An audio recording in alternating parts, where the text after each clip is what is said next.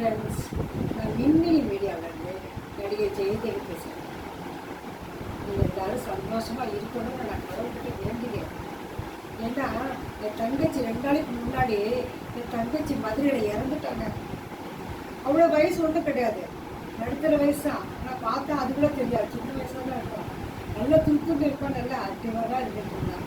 என்னன்னு தெரியல ஃப்ரெண்ட்ஸ், 2 நாளைக்கு முன்னாடி இறந்துட்டான். ஜுரம் வந்துச்சான், போனாங்க, மாத்திரை கொடுத்தாங்க, ஊசி போட்டாங்க, வந்தாங்க, சளி அடைச்சிருச்சான். என்னமோ சொல்கிறாங்க சளி அடைச்சிருச்சு, அதனால வந்து இறந்துட்டான். சளியாலையெல்லாம் சாவாங்க, இதற்கெல்லாம் எத்தனையோ வாட்டி ஜுரம் வந்து டைஃபாய்டு ஜுரம்லாம் இருக்குது. 1 மாதத்துக்குலாம் ஜுரம் இருக்கிறது குறைச்ச கூட இருக்காங்க. 2 நாள் தான் ஆகிருக்குது, இறந்து போயிட்டாங்க, ட்ரீட் பண்ணிட்டாங்க. நீங்கள் என்ன நினச்சி ஏது நினச்சி தெரியல ஃப்ரெண்ட்ஸ். தயவு செஞ்சு இவங்க எல்லாரும் நான் வேண்டி கேட்குறேன், தொட்டதுக்கெல்லாம் ஹாஸ்பிட்டல் போகாதீங்க, ஹாஸ்பிட்டலுக்கு போகாதீங்க, டாக்டர்ஸ் போய் பார்க்காதீங்க.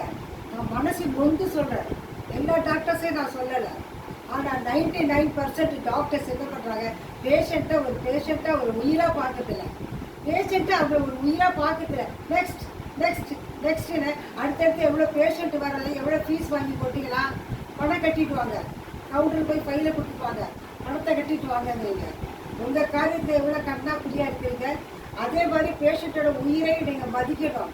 உங்களை நம்பி தானே வராங்க பேஷண்ட் வந்து டாக்டர்ஸை தெய்வமாக நினச்சி வந்துட்டு இருக்காங்க. ஆனால் இப்போ நிறைய டாக்டர்ஸ் என்ன பண்ணுறாங்க, பேஷண்ட்டை கவனிக்கிறதே இல்லை. எத்தனை பேஷண்ட் வந்திருக்காங்க, எவ்வளோ பணம் வந்திருக்கு, கன்சல்டிங் ஃபீஸ் எவ்வளோ சேர்ந்துருக்கு, அதில் தான் குறியாக இருக்கிறாங்க. ஒரு 10 நிமிஷம் கூட பேஷண்ட்டுக்கிட்ட ஸ்பெண்ட் பண்ண மாட்டாங்க.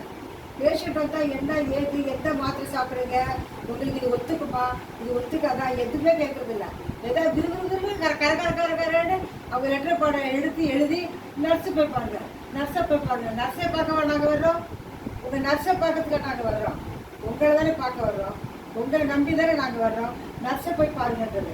அங்கே போய் நீட்டாக அவங்க என்ன பண்ணுவாங்க, அங்கே போய் பாருங்க, ஃபார்மசியில் போய் பாருங்கிறாங்க. அங்கே போய் நீட்டாக மாத்திரை எழுதி இவ்வளோ பணம் கட்டி பில் கட்டிட்டு வாங்கங்கிறாங்க.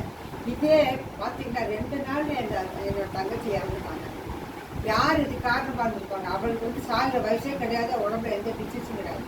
நான் என்ன சொல்கிறேன், உடம்பு சரியில்லையா, ரொம்ப முடியலையா, ரொம்ப தாங்க முடியலையா, சாதாரண 24 ஹவர்ஸ் ஹாஸ்பிட்டல் போங்க.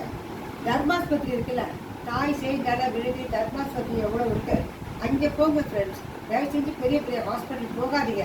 ஏசி போட்டு வச்சுக்காங்க, குழுகுழுன்னு இருக்கு, போகாதீங்க. சாதாரண ஹாஸ்பிட்டலுக்கு போங்க.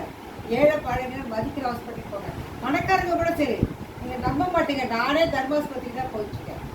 எனக்கு பிடிக்காது, நான் நம்ப மாட்டேன். பெரிய ஹாஸ்பிட்டல், பெரிய ஸ்பெஷலிஸ்ட் டாக்டர்லாம் நான் நம்பவே மாட்டேன். பேருக்கு தான் அவங்கெல்லாம் வந்து உட்கார்றாங்க தவிர அவங்க வந்து பேஷண்ட் கேர் எடுத்துக்கிறதே இல்லை. 1000 ரூபா ஃபீஸு, 800 ரூபா ஃபீஸு, 600 ரூபா ஃபீஸு. அதை பாருங்களா, அந்த ஃபீஸ் உங்களுக்கு ஒட்டுமா? அதை வாங்குற காசு நீங்களும் குழந்தை குட்டி வச்சுருக்கிறீங்கல்ல, டாக்டர்ஸ் வந்து எவ்வளோ ஃபீஸ் வாங்கி கொட்டிக்கிறீங்க. அதுக்கு தகுந்த மாதிரி டைம் ஸ்பெண்ட் பண்ணுங்க. போன ஹைட்டு பாருங்க, வெயிட்டு பாருங்க, பிபி பாருங்க, நர்ஸு போய் பாருங்க, கரகரன்னு எழுதிங்க. ஃபீஸ் மட்டும் உங்களுக்கு நாங்கள் கட்டணுமா? மொத்தத்தில் நர்ஸை போய் பார்க்குறீங்க. உங்களுக்கு மனசாட்சி இருக்கா? டாக்டர்ஸ் பார்த்து நான் கேட்குறேன், உங்களுக்கு மனசாட்சி இருக்கா? ஏன் இந்த மாதிரி பண்ணுறீங்க? 1000 ரூபா ஃபீஸை ஒரு 500 ரூபா குறைக்கக்கூடாதா? 1000 ரூபா வாங்குற ஃபீஸை 500 ரூபாய் குறைங்க. 600 ரூபா வாங்குறவங்க 300 ரூபா வாங்குங்க. ஒரு 10 பேஷண்ட் வர்றதுக்கு 20 பேஷண்ட் வருவாங்க. உங்களுக்கு 10 வர இடத்துல 20 பேஷண்ட் வருவாங்க. அது உங்களுக்கு புண்ணியமும் சேரும். முதல்ல ஒரு தொண்டா நீங்கள் என்ன டிக்ளரேஷன் எடுத்துக்கிறீங்க? MBBS முடிச்சுட்டு வரும்போது ஹவுஸ் சர்ஜரி வரும்போது என்ன டிக்ளரேஷன் எடுத்துக்கிறீங்க? மக்களுக்கு நான் சேவை செய்வேன், மக்களுக்கு நான் தொண்டு செய்வேன், மக்கள் உயிரை காப்பாற்றுவேன், நான் பாரபட்சம் இல்லாமல் நான் பார்க்கணுன்னு எல்லாம் உறுதிமொழி எடுத்துட்டு தான் வரீங்க. ஆனால் அந்த சீட்டில் வந்து உட்காந்துன்னா அதை நீங்கள் கடைப்பிடிக்கிறீங்களா? டாக்டர்ஸ் கடைப்பிடிக்கிறீங்களா? மனசாட்சியை தொட்டு சொல்லுங்க. உங்கள் வீட்லேயும் பூஜை ரூம் இருக்குல்ல, சாமி கும்பிட்றீங்கல்ல, உங்களுக்கு குழந்தை குட்டி குடும்பம் இருக்குல்ல, அந்த மாதிரி வாங்காதீங்க ஃபீஸும் வாங்கணுமா? மாத்திரை மருந்து அவங்ககிட்டே வாங்கணுமா? வெளியே போய் மாத்திரை மருந்து வாங்க முடியாது. திருப்பி அவங்களே போய் பார்க்குறோம். அதே மாத்திரை மருந்தை கண்டினியூ பண்ணுங்க. போய் காமிச்ச 2 மாதம் கழிச்சு வாங்க, 1 மாதம் கழிச்சு வாங்கங்கிறீங்க. சரி, 1 மாதம் கழிச்சு போய் பார்த்தா அதையே கண்டினியூ பண்ணுங்க. அந்த மாத்திரை மருந்தே கண்டினியூ பண்ணுங்கன்னு சொல்லிட்டு திருப்பி 800 ரூபா கட்டணுமா அதுக்கு ஃபீஸு? அதே மாத்திரை மருந்தை கண்டினியூ பண்ணுறதுக்கு எதுக்கு திருப்பி உங்களுக்கு நாங்கள் ஃபீஸ் கட்டணும்? மாத்திரை உங்ககிட்ட தான் வாங்குகிறோம், உங்ககிட்ட தான் ட்ரீட்மெண்ட் பண்ணிக்கிறோம். அதே மருந்து மாத்திரை சாப்பிடுங்கன்னு சொல்கிறதுக்கு திருப்பி நாங்கள் 800 600 ஃபீஸ் கட்டணுமா? அந்த பணம் உங்களுக்கு உதவுமா சொல்லுங்கள்? அப்படிலாம் செய்யாதீங்க, தயவு செஞ்சு அப்படி செய்யாதீங்க. அதே மாதிரி பொதுமக்களுக்கு நான் ஒரு வேண்டுகோள் வைக்கிறேன். தயவு செஞ்சு தர்மாஸ்பத்திரி, ஒவ்வொரு ஏரியாவிலையும் தர்மாஸ்பத்திரி இருக்காது, ஒவ்வொரு வார்டு வட்டத்திலையும் தர்மாஸ்பத்திரி கட்டி விட்டுக்கலாங்க. கவர்மெண்ட் ஹாஸ்பிட்டல் இருக்குது, ஜிஹெச் இருக்குது, கேஎம்சி இருக்குது, ஸ்டான்லி இருக்குது. அது மாதிரி இடத்துக்கு போங்க. உங்களுக்கு பணமும் மிச்சம், உங்கள் உயிருக்கு பாதுகாப்பு, உங்கள் உயிருக்கும் பாதுகாப்பு இருக்குது. அந்த மாதிரி தர்மாஸ்பத்திரியில் உங்களை கொல்ல மாட்டாங்க, உங்கள் உயிருக்கு ஆபத்தே வராது. அதனால தயவு செஞ்சு நான் சொல்கிறதெல்லாம் நியாயம்னு உங்களுக்கு தோணுச்சுன்னா, என்ன ஃப்ரெண்ட்ஸ், நான் பேசுகிறதெல்லாம் யாதகத்தில் நான் உங்களை சொல்கிறேன்.